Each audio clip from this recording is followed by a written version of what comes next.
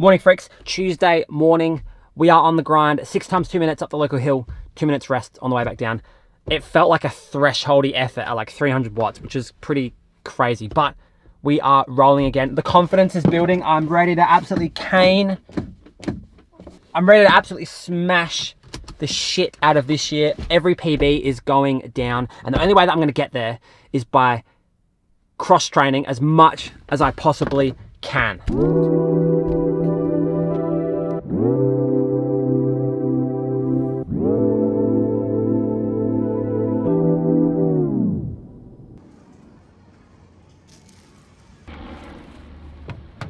Now, running is the most potent form of training. It just gives you the most amount of fitness gain for the time that you put in compared to anything else at all, except maybe like Nordic skiing or something. I'm not really sure, but there's two problems with running. One, you can't build nearly enough volume over time to build out your aerobic base. It just takes a long time, many years to reach that potential, because if you build it up any quicker than that, it results in issue number 2, which is that every runner gets injured. It's just a matter of fact of the game. If you're running, you're going to get injured at some point, and you're probably going to have some time off. So you may as well start cross training now and continuing to build that aerobic base that you're going to lose out on whilst not running. Remember, it takes years to build that base, and so we can shortcut that by cross training like crazy. Basically, cross training is the absolute best, and I'm going to explain exactly why using science stuff a little bit later.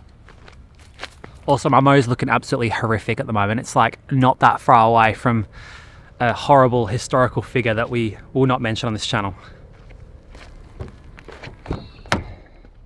But I want you guys to let me know in the comments below, how much cross training are you doing? Has it been beneficial? And if you were to double your training volume each week, how much faster do you think that you would be able to run?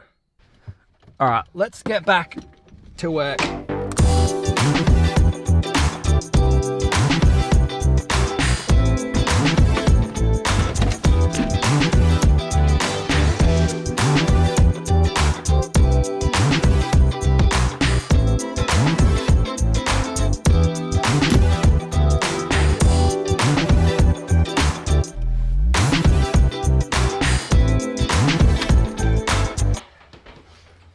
Oh man, it's so hot today. So imagine we have 2 different markers for basically potential to run really fast. The first thing would be aerobic capacity. How much capacity do you have to improve? This takes a long time to max out. Sometimes it takes 5, maybe even 10 years to max out if you're running. The second number that I think about is resilience. So your tissues, the body itself that's making you move, only has so much resilience in the body, and that takes a long time to build up too, but it's a little bit slower to adapt over time compared to aerobic capacity. And like I said before, running is so potent. It is the most potent in terms of aerobic capacity generation, but also tissue breakdown and tissue resilience breakdown. So essentially what you're trying to do is do the most amount of running that you can in the week, whilst also not getting fucking injured, because when you get injured, it's all over. That is the aim of the game. And cross training, I think for most people, 90% of runners essentially should be doing some cross training. Let's say, for example, right now you can only do 5 hours a week of running. That's still quite a lot for most people. If you were to drop that down to 4, it would feel very comfortable for you because you're used to 5. But if we did 4 hours of running and 3 hours of cycling or 3 hours of some other cross-training method, you're going to get much fitter. You're going to still have that tissue resilience slowly building over time, and you're going to build a massive aerobic base just from training a little bit more smarter. That is the aim of the game. Training smart, not hard. Well, training smart and hard, but more so smart than hard. Now, mitochondria, which is the, aerobic engine of your body, doesn't really care where this aerobic stimulus comes from, generally speaking.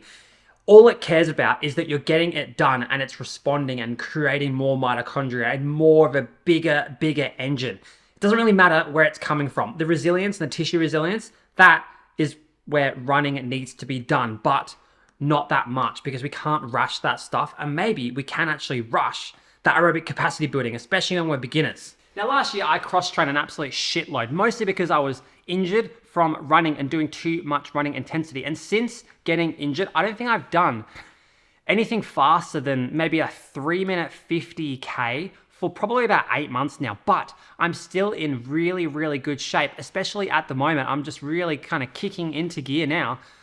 Now I'm starting to feel a little bit better. And all I've really been doing is base building with my running and just doing easy running and doing all of my intensity either in the pool or on the bike or on the elliptical. And I think it's absolutely the most essential thing that most runners can do to kickstart their aerobic base building without taking risk, because risk management is super important. I also think it's good to add a variety into your training, a mental variety. It's really hard to run hard all year round, doing workouts twice a week, big running schedule. It gets mentally fatiguing after a while, especially when you're constantly pushing and trying to improve your numbers all the time.